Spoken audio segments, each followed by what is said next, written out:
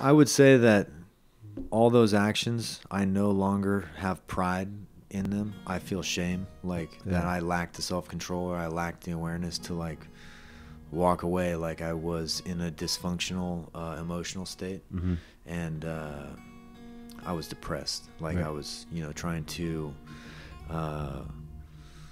medicate myself with alcohol. And I would say that you know, in retrospect, I was just depressed and I was unhappy. I wanted everybody else to feel it.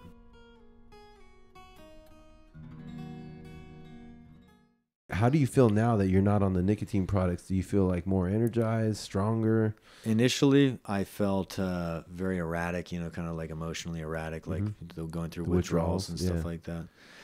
Now, I feel, you know, more limber, a little bit less. I remember, like, let's say if I'm going to smoke like a blunt, like I'm out and about and I smoke a blunt, I can taste or feel the effect of the tobacco right away. I abstain from any tobacco or nicotine products now. I won't I won't engage. No blunts, no spliffs, no tobacco, period. Nothing that reminds you of that kind of stuff. Yeah. But and it's funny too, because you mentioned well, weed, cannabis. Cannabis is actually a medicine. It's not a drug. It's not. I mean, nicotine and alcohol kill more people every single year than cannabis does. You know what I mean? Than weed. We've made it such a recreational type plant now, but it's always been more like a medicinal type deal. If you use properly. Properly, right? Yeah. But now no one's using it properly. Everyone's just THCing it up. And I think some people do use it properly, like I know that edibles are big. Yeah. The CBD. And I mean, like, honestly, like, if you're smoking blunts, it's because you're addicted to nicotine. Right. If you're like, oh, I love smoking blunts, you're addicted to nicotine. Yeah. If you say, oh, I prefer spliffs, then you're addicted to nicotine. But I'm not a proponent of edibles. I think they make you sleep in too much. I'm not even really a proponent of marijuana because it, in my perspective, makes you lazy. Right. Yeah. So, I mean, you mentioned how I got so fit or whatever. I just became fully committed to, you know, martial arts and seeing the success of my gym. I had business partners when I first opened. They didn't approve of me doing martial arts or competing in martial arts, so they stopped. Then I picked up a bouncing job. I had my gym, bouncing, kid, fighting, the whole deal. I'd be like sleeping 6 hours, maybe 7 hours a night, waking up, training clients 6 a.m. to 10 a.m., go train over at the gym from like 11 to, you know, 2 o'clock. Some days I would ride my bike back. Yeah. I got rid of my truck. I used to live. So once I opened my gym, I got a house within 2 minutes. I had a 2-minute walk from my house to the gym. So I just sold my truck. And then when I got back into martial arts, I would either get a ride with people that I trained with. People would come and pick me up and take me, or I would ride my bike to light rail and go light rail. And so just trying to, you know, any money that I earned, I would bounce. Anything that I earned, extra income, all went into my gym. Wow. I would go fight and then pay off my bills with the fighting proceeds. And my initial thought was that you can make more money doing the fight than bouncing for that one evening. So it's a better investment of my time. Yeah. So it seems like you kind of you structured your life so that you were always having to be active, like riding your bike everywhere, close to the gym. So everything was focused. And so you mentioned, let's talk about that. You're a family man, right? Correct. Yeah. So you're married, and how many kids do you have? I have 3 children. So you have 3 children. So you definitely are a family man. Yeah. Right? 5, 3, 1. Yeah. So where did that come about? Because, you know, how did I have children? No, becoming a family man. You know what I mean? Right. I think we all know how the children come about. Right. But yeah. So how long have you been married? Well, I'm not technically married, but I have been with my my significant other for maybe, I want to say 10 years. Okay. Yeah. So long-term relationship. Yeah. Yeah. I've been in a long-term relationship for 10 years plus. Yeah. The same woman. And the kids? My children are 5, 3, and 1. I had my son October 19th, 2015. Okay. I would say that his birth was a catalyst to me pursuing my full potential. Okay. You know, pursuing my potential. You know, 2 years, every 2 years I've been having children, so I'm due for another one, but my wife's what is your wife? She's not pregnant, so I don't think it's going to happen. Is your wife on board with you about having another one? Nah, she doesn't want it anymore. Yeah. It's easier for us, you know what I mean? Yeah. We just have to, you know, help make them and take care of them, but they have to carry them and birth them and all that kind of stuff. Yeah, and there's lots of different, say, hormonal changes and things like that that women have to go through, so I think that I think 3 is good. Yeah, and so you also said your first child was kind of a catalyst, a spark. So did it give you kind of like a purpose, like something bigger, greater than you, to achieve things? Because they say that's kind of what happens, right? Like I've never had kids. I want kids, you know, but they say like when you hold it the first time, does that really stuff happen? I mean, I felt undeserving of something like so beautiful to be bestowed on me. Yeah, that's awesome. Yeah. Honestly. And so are your so your oldest is a boy, correct? Are they all boys, girls? No, I have a boy and 2 girls. Okay. Yeah, so you know, got lucky, right, for the boy to protect them or whatever. Yeah. But yeah, boys and girls, it's very special. Children. So is your boy kind of like you? Is he like big into sports? Is he athletic? I would say that he has qualities that are like me, but he's not like a super jock kind of guy. He likes karate. Like we have him in Jujitsu currently, Knox Gym. I would advocate going to check it out. Josh Thompson, he's a world champion. They have a fantastic kids program. I also do fitness at that place. I do fitness at Knox and Dark Horse Gym. Okay. So I do have some fitness things available. That's for later on in our conversation. But yeah. So let me ask you, because you did mention, would you said you recommend jujitsu for kids, right? I mean, I would recommend a variety of activities to say develop well-rounded athletes. Okay, is what I would say.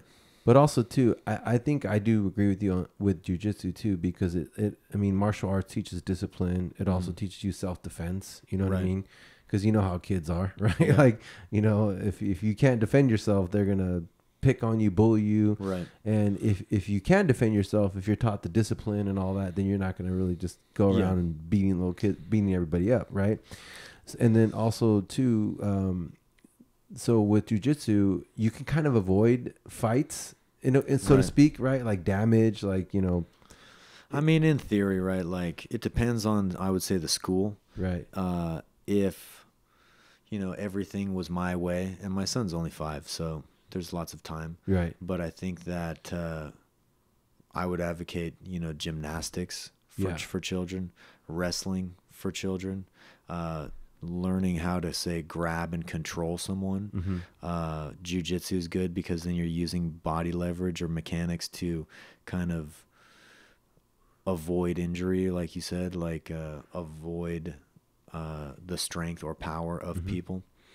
Boxing, you know, if someone were to ask me what's the number one thing I should do for self-defense, I would say learn how to run fast, you know, do some track, make sure that you're you know, nice and limber, and then boxing. Like, if you want to like catastrophically impact somebody, shock them, and then be able to get away, blam.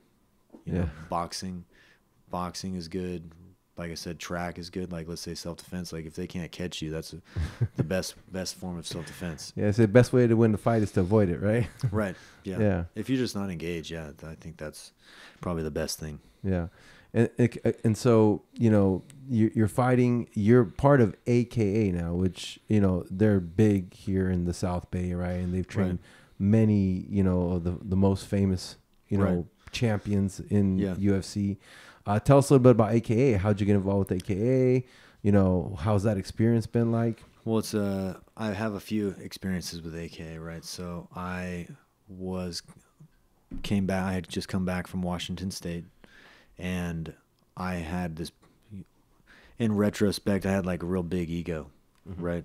I was upset that it didn't work out for me up in Washington. I thought that, you know, a chip on your shoulder. Yeah. So I emailed a bunch of fight gyms here. Frank Shamrock's gym was still existed in San Jose, and then AKA, and I emailed them, and I asked like, oh, can I get a tryout? I want to come in. I was a state, qualifying wrestler. Took second in this. Was an All-American linebacker. Blah blah blah blah blah. So I go there, and I didn't know anything. I didn't know any submissions. I didn't know how to pass guard. I didn't know anything. I got submitted. They had me go with Luke Rockhold, the first time. And he was only like a purple belt at the time and was just beginning his martial arts career. Yeah. I got submitted a bunch of times, and then I thought it was stupid. And I was like, oh, I just would have power bombed him on his head. And this is stupid. So I didn't go back. I was like, nah, fuck that. Yeah. And then I was like more proactively pursuing playing football again. Okay. So then... Was that when the Wolves came about? I would say maybe a year after that is when the Wolves came around. And so then I tried out for the Wolves, did the Wolves thing. When I went away from Washington, I re-enrolled in West Valley, got the prereqs to transfer to Cal State East Bay to pursue my kinesiology degree. And then so I did the Wolves, got my degree. After the Wolves, my buddy Joe, who Isaac knows, he would be at the gym and kind of talk trash like, oh, yeah, I go to AKA, I'm going to do kickboxing and I can beat you up and this and that. And I like had a reputation at that time as being like a street fighter. Yeah. In my own mind, I thought I was like this Billy Badass street fighter. And I was like, okay, well, I'm going to go there too. Yeah. And so I went there, and then like there was an MMA class.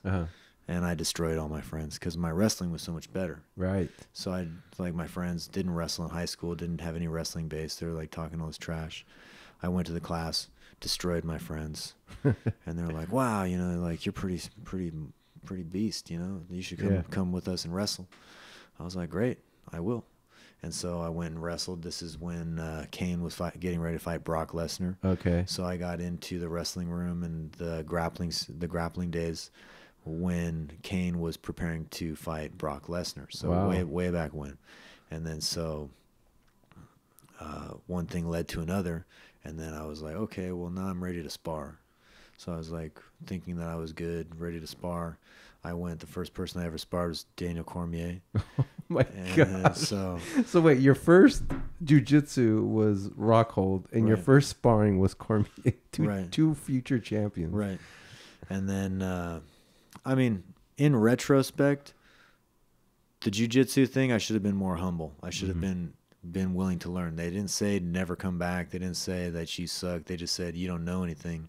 You need to take some classes and like learn some basics and fundamentals, and then you can try it later. Right. I did eventually try later. Years later, I went back, and then I sparred with DC, and then I got so tired. I tried to like knock him out. Like you're really fighting. You are really fighting. I got so tired. And then for whatever reason, couldn't finish even one round because I gassed out. It was my first time ever totally gassed out. I did some positive things, like I tried to kick him and like was not afraid to fight. I'm not afraid to fight people. Yeah.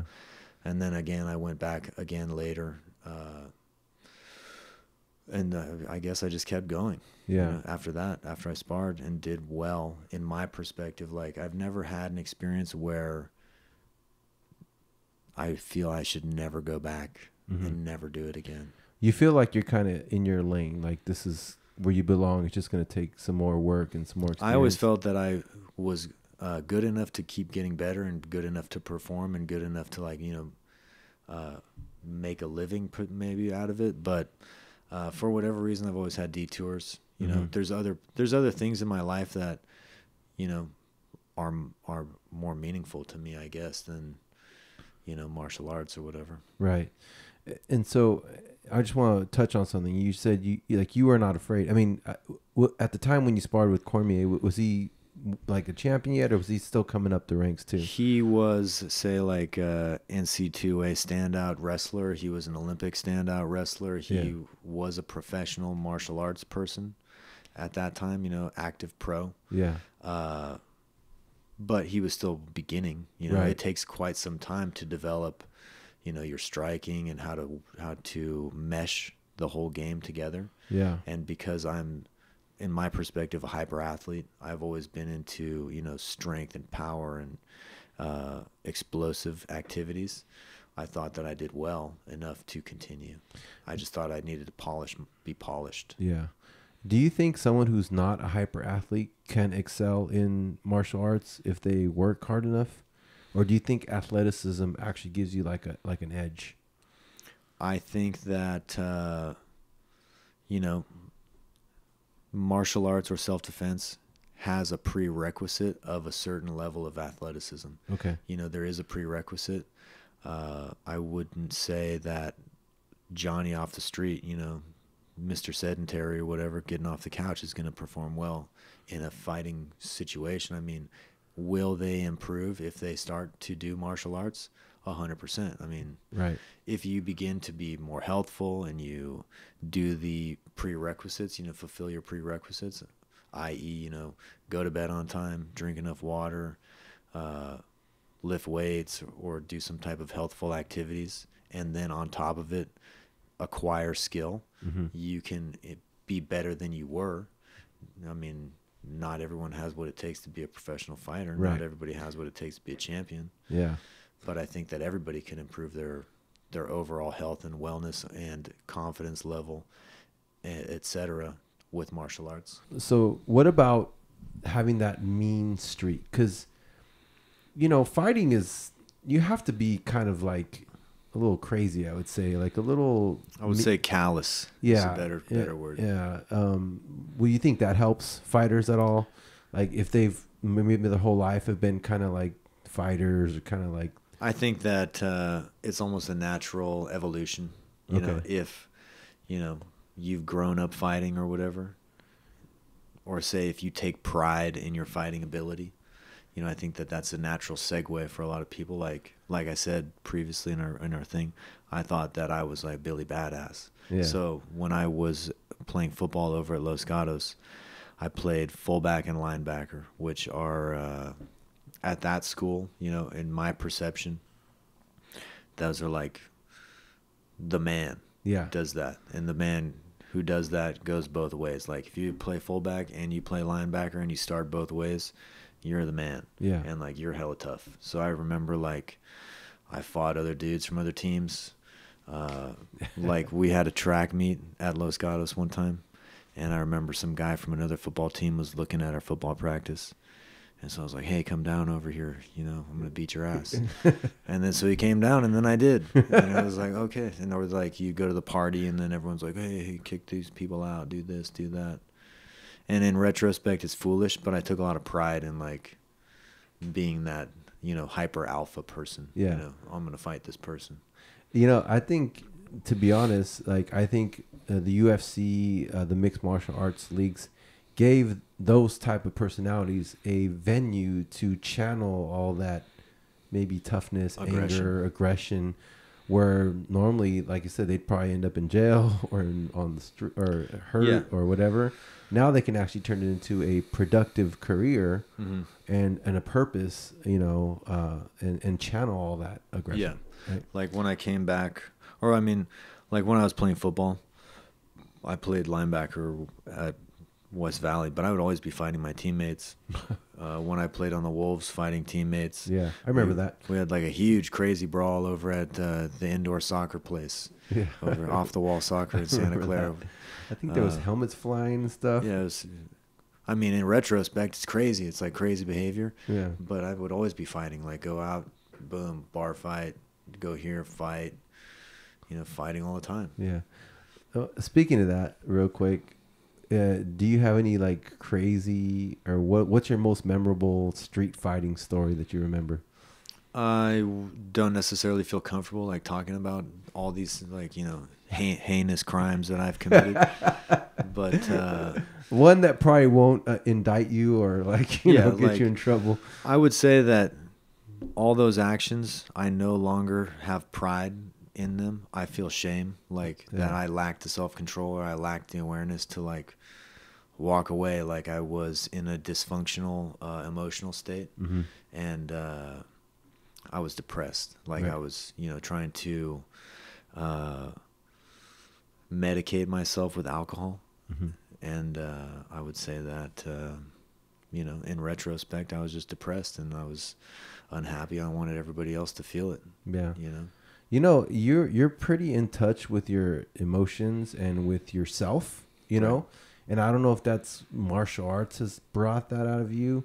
You mentioned earlier about you saying you're a very sensitive person. And I know a fighter, I mean, anybody would have a tough time, or maybe they wouldn't so openly admit that. Right.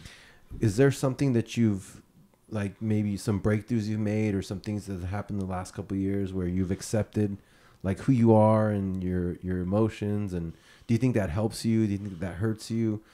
Being sensitive? Yeah. I think that acknowledging like how sensitive I am or was at one point has made me like more aware so that I'm not as sensitive. I don't take things as personally. Yeah. Like somebody mentioned that they perceived me to be a person who gets road rage all the time. Like, oh, you probably get road rage. And I was like completely baffled that they would think that.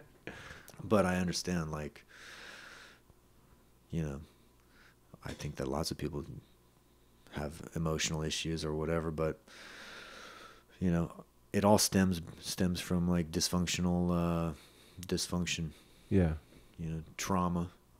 You know, I would say that I've had experienced trauma, you know. Yeah. We've all had in some one way or another, you know. Yeah.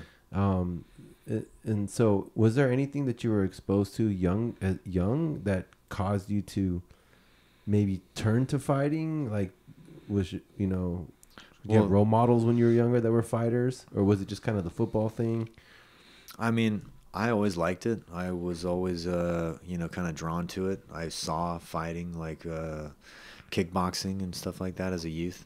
But kind of, I think what really sent me over the edge, like become more willing to engage in that type of combat, was when my father died. Okay. Yeah. So that was kind of like the catalyst. Yeah, big time. Okay. And so now, you know, you're at AKA, you're a fighter. I mean, 2020 was kind of a weird year for all sports, period. You know what I mean? But now they're coming back, and you know, we just had some big UFC fights like the McGregor Poirier 3, that was huge, which didn't end the way I would like to end, you know. Yeah. But you know, let's talk about. I want your perspective on something like that. Like so in a previous podcast we talked about McGregor and Ronda Rousey. So both of them had like meteoric rises in combat sports. They seemed somewhat invincible, like, you know, and then all of a sudden something happens. You know, Rousey gets knocked out, which no one ever saw that coming, and she never was the same since. McGregor, you know, I don't know if it was the money or if it was the comfort or what it was, but I mean, he hasn't been the same since he started doing all this other stuff. Right. And then he just snapped his leg, which was a gruesome injury, you know? Yeah. So let's talk about that. Like, what's your opinion on that? Do you think it's like a confidence thing? Do you think it's, as being a fighter and as probably knowing some of these people or seeing, you know, what they go through, what you guys go through on a daily basis, you know what I mean? What do you think happened in those instances? Well, I think with Ronda Rousey, right, I think that now that I know more of martial arts technique or skill acquisition, I would say that the coach that she had potentially taught her the wrong, you know, the wrong techniques. Okay. They didn't develop her striking. I think that a lot of times people rely on their strength and not be open to even the fact or the possibility to become more well-rounded. Like, let's say Conor McGregor's big thing is that his grappling is not as developed as like his striking, right? What Nate Diaz submitted him. Never was so surprised. Nate Diaz wasn't surprised, if you remember. Yeah. Nate Diaz is crazy. Right. I like him. He's kind of like you, another street fighter, always kind of tough guy. I mean, I wouldn't say that we're even comparable. I'm like went to Los Gatos. I'm from Los Gatos, right? Kind of the same, but different. Yeah. Right. But not the 209, but yeah. I think that just like complacency.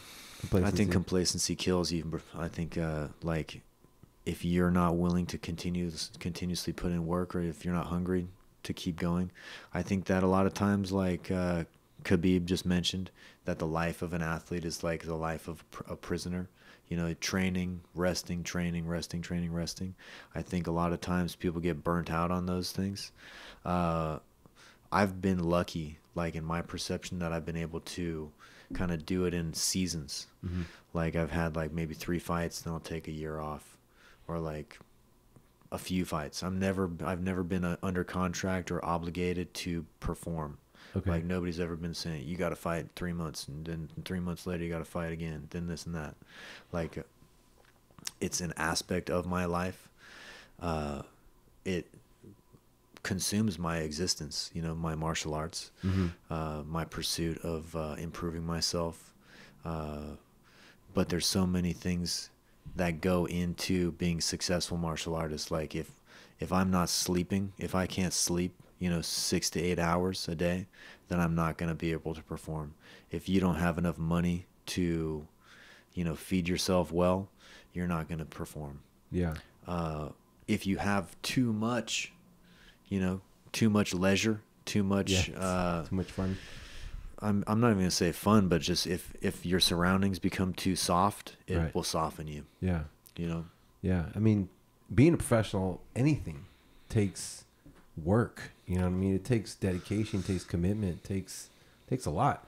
Yeah. Especially a type of career that demands physical ability too.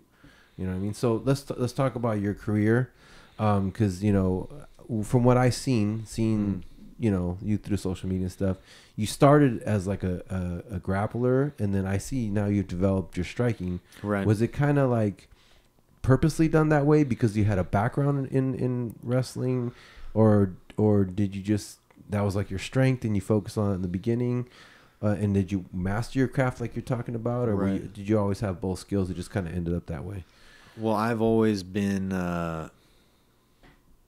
you know, a contact kind of individual.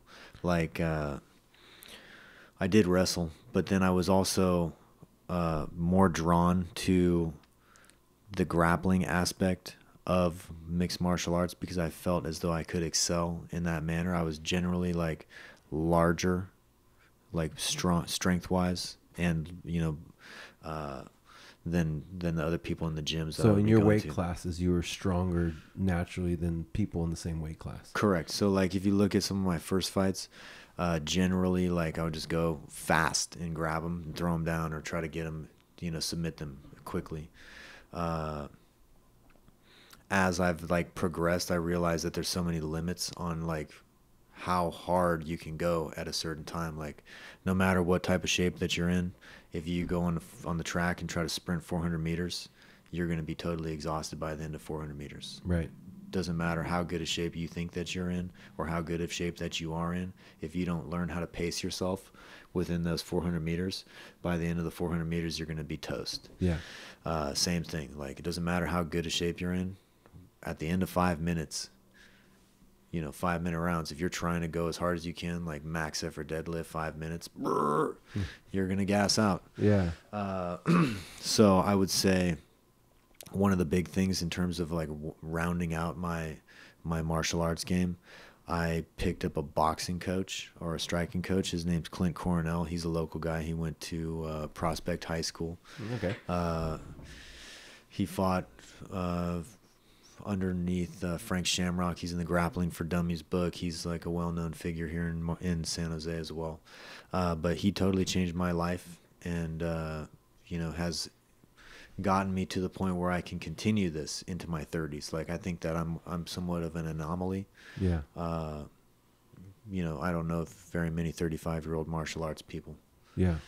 I don't know if very many people my age, like on the you know, on the way up, on the regional scene. Like I guess I am still on the way up. I feel as though, you know, because I don't necessarily want to compare myself to other people. I want to compare myself to myself. Right. Like there's some things that I would like to see improved in my own game or my own standing. Like I'm not satisfied with what I've achieved in my martial arts journey. There's some things that I still want to do. I'd like to get a black belt in jiu-jitsu. You know, I've been detoured. I've detoured myself for a multitude of reasons. Mm-hmm. I got my purple belt in 2012. Wow. You know, I'm a 10-year purple belt. You know, I don't focus on my gi, jujitsu, my grappling enough to be promoted. Okay. I'm good. I'm a good grappler, but I could be better, more technical, 100%. Are you going to pursue that? That is one of my pursuits. I mean, I got into grappling. I'm like, wow, I'm really good. I could, you know, get a black belt. And then I went to jujitsu every single day, you know, twice a day, always in the gi, always this, always that. My striking, I neglected my striking to pursue my jujitsu. Right. I'm not going to say like neglected it, but I was more of a grappling person than I was a striker. Over the course of, say, the last 3.5 years, working with Clint, or like becoming more open to skill acquisition, as opposed to just like, oh, I'm tough, I'm going to go fight this person. Right. You know, I understand that there's such a technical aspect of it that it's almost an unending pursuit of knowledge. Right. You know, and then also in combination with fitness or with sports performance, because I perceive myself, I was a fitness guy first. You know, I got into fitness first before any martial arts. So I perceive, you know, myself as a strength coach. I should be able to figure out techniques to improve the aspects of my game. Like, how do I improve my mobility? How do I improve my movement? How do I improve the effectiveness of my striking or my pacing, etc.? It's just kind of a unending pursuit. Right. Of different skill, different knowledge. So where's your goals now? What's your focus now for your fighting career? Well, my fighting, I would like to, my intention, so it's kind of a secret, right? It's not that big of a deal. It's not that big of a secret. But I had an ACL reconstruction in 2020. Wow. September 1st, 2020. I was going to be fighting May 9th of 2020. Prior to that, I tore my ACL. Oof. And then I was going to fight anyways. You know, no big deal. Right? No big deal. Yeah. But, you know, I got the surgery, and then I plan on, you know, climbing the ranks quickly, like catastrophic wins or nothing. Right. Like walk through these people. By the end of the year, I want to be in the UFC or at least Contender Series, some place, up my game, and then 2022 Fight of the Year. Wow. Those are my intentions. Like, I didn't go get a surgery. I didn't lay in bed. I didn't crutch myself around for weeks and like walk around with this leg and hear people talk shit. You're too old, this and that, to not see it to completion. Yeah. That's not going to stop me. Yeah. You know, this ACL, schmacl, you know, it's no big deal. We're coming back harder and faster than ever. Nowadays, that injury, if the surgery is done correctly, you can come back stronger and faster. 100%. That used to be like a career-ending injury. I mean, I would say it still is a career-ending injury. Like, really? I would say if you don't do things right, like, that's one of the catalysts for me stopping nicotine use. Yeah. You know, I think that my nicotine use, my lack of accountability, led to me having this issue, or contributing to it at least. Yeah. And then, you know, it doesn't help you. The more accountable you are, the more strict you can be with yourself, the better your life is going to be, you know, in theory. Yeah. So now you're focused. You want to get back. You want to just run through people. I didn't shut my gym down for no reason. Yeah. I didn't get a surgery for no reason. Yeah. So you're a man on a mission now. 100%. Yeah. Well, I'm excited for you. Like, I mean, I've watched you since the Wolves. Obviously, I met you through indoor football. Right. You were young. We were both young. I was a little older than you, but we were both young. And, you know, I seen, because, you know, and I spent the last 10 years in a successful organization, and I just see people who do things and people who don't do things, right? Like, some people go on one path and they don't do anything. But I've always seen you kind of like achieve what you set your mind to. Yeah. You know what I mean? You have to. Well, I have to. Yeah. I choose to. Yeah. And it seems like you got that chip on your shoulder again. Like, it's been like throughout your whole life, right? It's like you start achieving, something happens, the chip goes back. No quit, never quit, right? Right.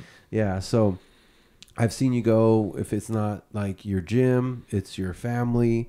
Now it's, mixed martial arts, which, to be honest, like, you have to be some sort of a great athlete to be able to do this in your 30s, number one, and then also to be able to compete at the highest levels, Right. And so I'm excited for you, you know what I mean?